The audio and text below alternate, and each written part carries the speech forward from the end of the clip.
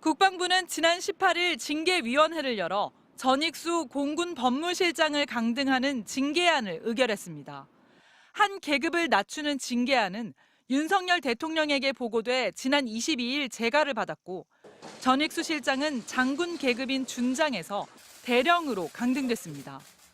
장군의 계급 강등은 지난 1979년 12.12 군사 반란 당시 정승화 육군 참모총장이 2등병으로 강등된 것을 포함해 군사 정권에서만 일어난 바 있습니다. 안미영 특별검사 수사팀은 전 실장을 지난 9월 고 이해람 중사 성추행 사건 수사에 부당하게 개입한 혐의로 재판에 넘겼습니다. 전 실장은 지난해 7월 자신에게 보안 정보를 전달해주던 군무원에 대한 구속영장이 청구되자 담당 군 검사에게 전화해 영장 내용이 잘못됐다고 추궁한 혐의를 갖고 있습니다. 허위 사실로 저와 공군 법무실을 기속하여 공격하여 왔습니다. 여론을 보도해서 특검까지 하게 만들었습니다.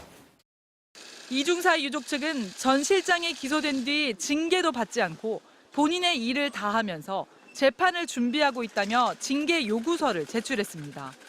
징계 사실을 전해들은 유족 측은 뒤늦게나마 합당한 징계가 이뤄졌다면서 전 실장이 스스로의 책임을 돌아볼 계기가 되길 바란다고 밝혔습니다.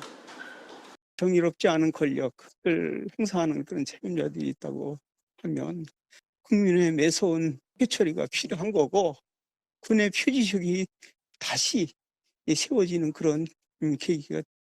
전 실장은 징계 처분을 통지받은 날로부터 30일 내에 항고할 수 있습니다.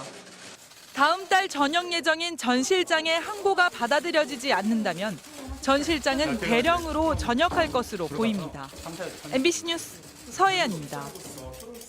작년 3월 고 이해람 중사를 성추행했던 장모 중사는 동료들에게 이 중사가 거짓말로 자신을 음해한 거라고 퍼뜨렸습니다.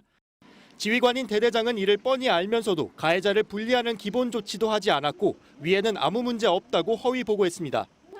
겨우 다른 부대로 옮길 수 있게 된 이 중사. 그런데 전 부대의 직속 상관인 중대장이 이미 새 부대에 이 중사가 툭하면 고소한다고 하는 이상한 사람이라고 소문낸 상태였습니다. 폐쇄적인 군부대에 이 중사 편은 없었습니다. 군검사는 자기 휴가 때문에 조사를 미룬 뒤 이 중사 일정 때문이라고 허위 보고했습니다. 심지어 검사가 피해자인 이 중사의 사생활을 카카오톡으로 퍼뜨리며 또 다른 2차 가해를 저질렀습니다. 마치 이거를 그냥 너만 입 다물면 되는데 왜 문제 삼았냐는 식의 그 주변 사람들의 그런 시선, 이것이 정말 고통스러웠고요. 사망에 이르게 하는 충분한 그런 상황이 될 수 있고요.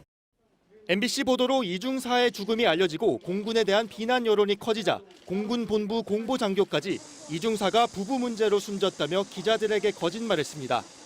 모두 공군과 국방부는 못 밝혀냈지만 특별검사가 새롭게 확인한 내용들입니다. 총체적인 난맥상이 또 한 번 확인됐지만 그 책임을 공군 수뇌부에게 묻진 못했습니다. 전익수 법무실장이 개입해 조직적으로 사건을 축소 은폐하려 한 정황은 찾지 못한 겁니다. 다만 장군인 전 실장이 자신을 수사하는 검사에게 전화를 걸어 추궁한 사실을 확인해 전 실장까지 사법 처리하면서 장군 5명 등 공군 관계자 7명을 법정에 세웠습니다. 최대한 특검으로서 했지만 우리 예람이한테는 부족합니다. 국방부 장관께서는 이제는 징계할 사람 징계 대상자들은 징계해 주시고. 꽃다운 젊음 하나가 꺾인 지 벌써 1년 넉 달째. 고 이해람 중사는 여전히 장례를 못 치른 채 군병원 차가운 영안실에 안치돼 있습니다. MBC 뉴스 송구민입니다.